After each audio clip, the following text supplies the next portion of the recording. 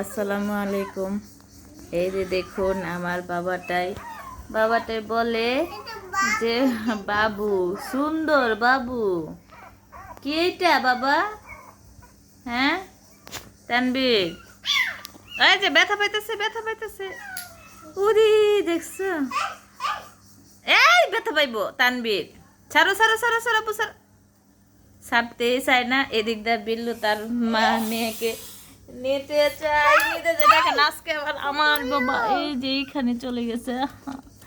কোথায় চলে গেছে? আমার কি খাটের নিচে। ওহো, ওখানটা আবার দেখা যায় কোথায় নিচে। কোথায় গেছে রে? ও যে ভিতরে।